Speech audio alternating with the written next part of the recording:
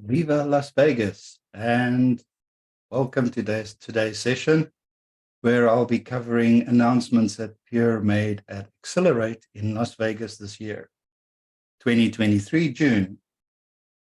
And not everything that happens in Vegas stays in Vegas. And that's a great thing, because Pure has decided to turn the industry on its head.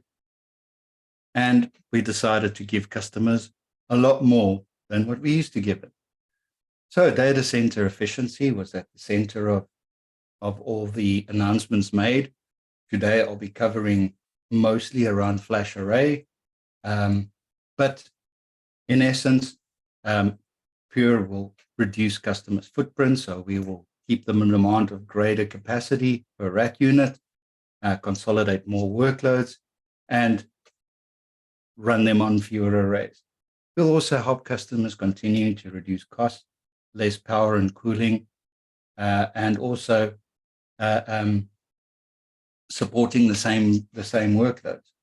Increase scalability, leverage the benefits of Purity releases and unified file and block.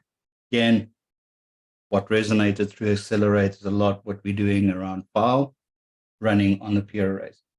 Do more with less and do it more sustainably. Sustainability, big message that came through at Accelerate, and something Pure has been driving since day one.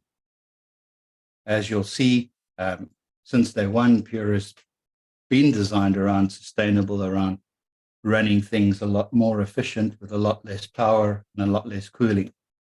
And again, scale much bigger, helping our customers reduce everything that they need to reduce from a power and cooling point of view. This is very important, specifically in our territory. If you live in South Africa, it's fantastic if you can have a product that saves customers energy requirements, meaning that a lot less energy, a lot less power needs to be generated to run these during those power off periods. So what did we announce? FlashArray XR4 and FlashArray CR4 from a FlashArray point of view. And they are both aimed at increasing power to performance efficiency and reduce watts per terabyte. Again, around the efficiency. We had announced the FlashArray E, which scales from 1 petabyte to 4 petabyte raw, and that will be available in October 2023. What's helped us achieve this is the next generation of direct flash modules that we've announced. Announced the 75 terabyte QLC and the 36 terabyte TLC. We've announced onboard NVRAM. Onboard NVRAM will help us to scale and perform much better at scale. And we've also introduced the latest generation of PCIe buses. So all of this in combination allows us to achieve a lot more performance and a lot more capacity within a single footprint.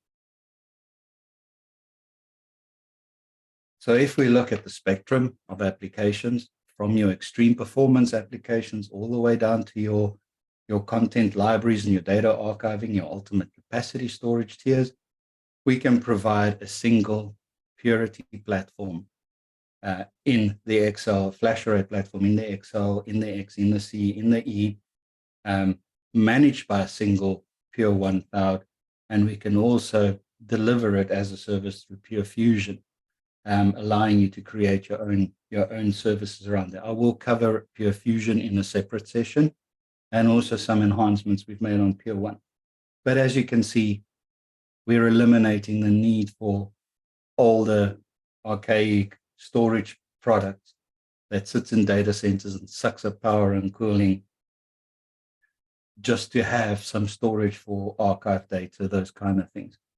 So we're eliminating that, and we're bringing that technology to customers that typically had it in their tier one data center infrastructure.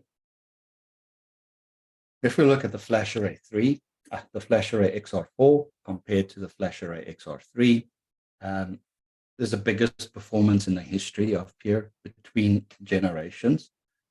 So from the R3 to the R4, there's about a 40%, up to a 40% increase, always dependent on workload, but that's what we see. And what's really enabled the R4 generation to do this is the latest Intel Xeon processors, taking advantage of DDR5 RAM, and as I mentioned, PCIe Gen 4. What we've also added is direct compress technology. I'll cover a little bit about that in the next slide. But direct compress technology has always been available in our XL series. We've now brought that into the X70R4 and the X90R4 as they ship. We support existing NVMe DFMs, higher scale architecture. So as I mentioned earlier, built for 3 petabytes plus raw, and with a new FlashArray R4E, we'll have greater densities in that. Memory also increased across all the platforms. So you'll see a memory increase on our controllers. And if we compare the controllers side by side from a Blackplane point of view, what's notable here is that we've always had the EMES and the SMES expansion shelf cards for those expansion shelves, Ethernet or SAS expansion shelves. What we've done is we've removed those. They're on board now. They are Ethernet ports plugged on board. We have similar support for additional I/O cards, and you'll see there's a slight changes that we've done on the management ports. We've added a USB-C port for management as well. Those are the main differences I'd like to cover here.